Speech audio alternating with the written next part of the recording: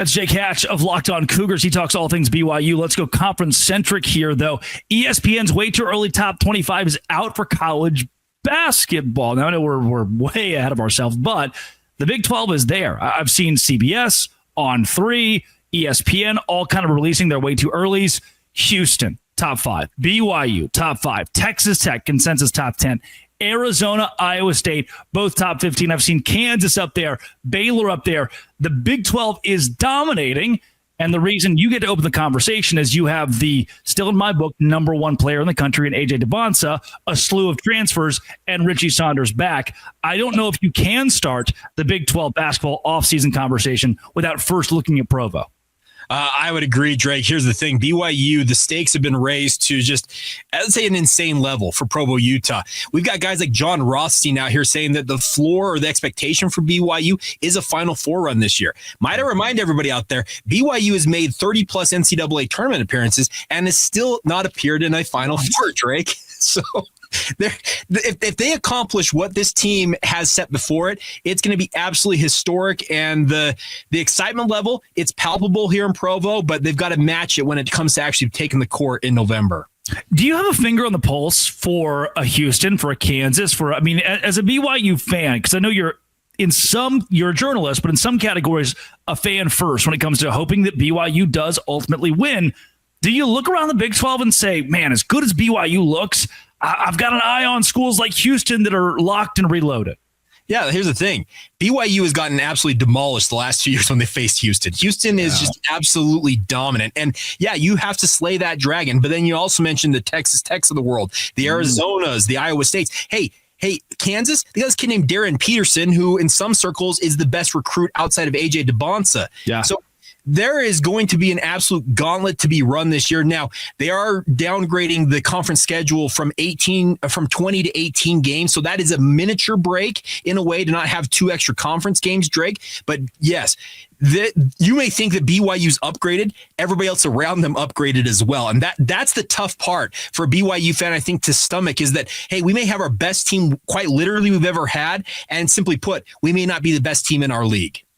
Arizona basketball made some wild headlines over the course of the last week as their non-conference schedule begins to matriculate Auburn, Alabama, UConn, Florida, UCLA. Arizona said, look, drop us from 20 to 18 in Big 12 play. We're going to go play the best in the country. Do you like that format, or are you biting off more than you can chew, especially with these Big 12 schools mostly having 2, 3, 4, 5 new contributors? Well, that's the thing about it is Arizona's doing it. BYU's doing the exact same thing, Drake. We are seeing them. They're going to be playing Clemson in Madison Square Garden. They're going to go to Orlando for an MTE event. They're going to be playing potentially in Boston, according to reports, against some team of some report out there, because they want to get AJ Dybantsa home to Boston to play in front of his hometown crowd. BYU is planning on beefing up their non-conference slate as bad, as big, and as tough as it can be, much like Arizona. And I have question marks if that is the right way to go about it, because it could wear you out by the time conference play comes around. But on the flip side, BYU had an absolute cupcake schedule this past year in Kevin Young's first year, and it took them 6-8 games in conference play to really find their bearings. So maybe this is the right thing to do, to go and test yourself against the nation's best and then hit the Big 12 ground running. Yeah, honestly, Arizona was there last year. They really stunk it up in non-conference, and we thought, I think they were 5-6 maybe to start the year. We thought, oh, they're down and out. Next thing you know, they're right there toe-to-toe with Duke to possibly advance in March Madness. So I believe that you can play a tough non-conference to mold your team, but then again, there are some squads like Baylor that kind of petered out over the course of the year. You're looking at a hard non-conference, Gonzaga and Auburn. Can you build up to it? And then you just never did. You were too young to figure it out, and you beat yourself down so early that it did not work out. So it's kind of twofold to look at how you schedule games across the Big 12 when we talk non-conference. When we talk in-conference, BYU could have a generational team, still go 11-7 in Big 12 play, still go 10-8, and be one of the most elite schools in all of college basketball. Is that ultimately good or bad?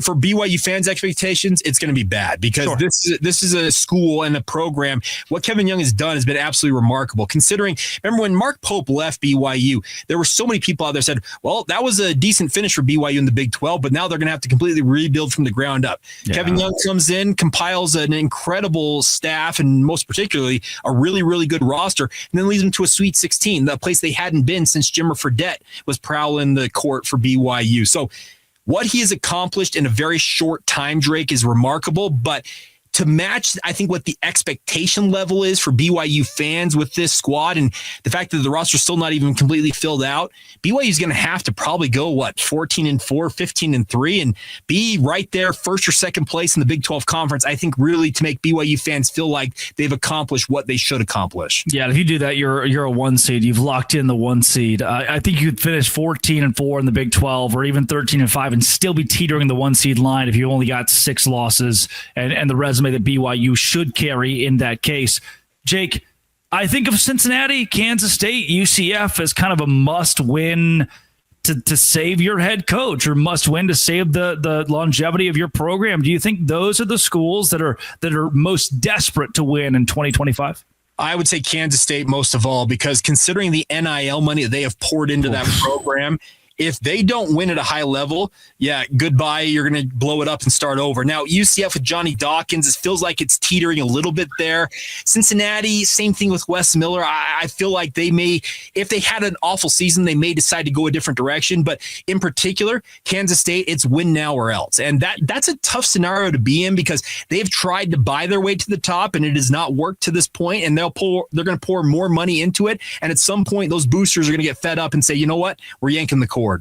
Yeah, hard not to consider Arizona State to be in that category, but kind of the reason I don't is they're past dead. Like they have just accepted their fate.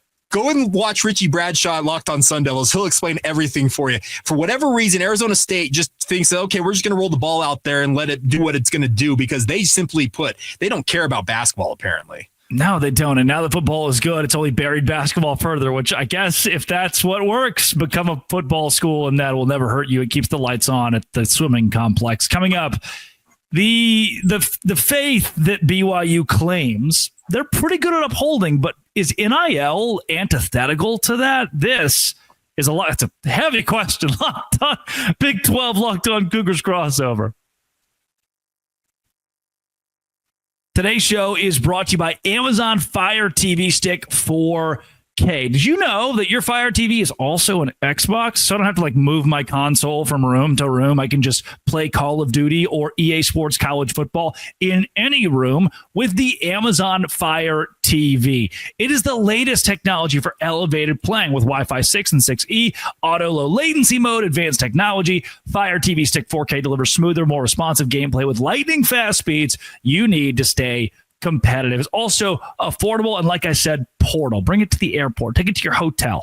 This is where our hosts across the company with hardcore gaming experience have all agreed the Amazon Fire TV Stick 4K is a game changer.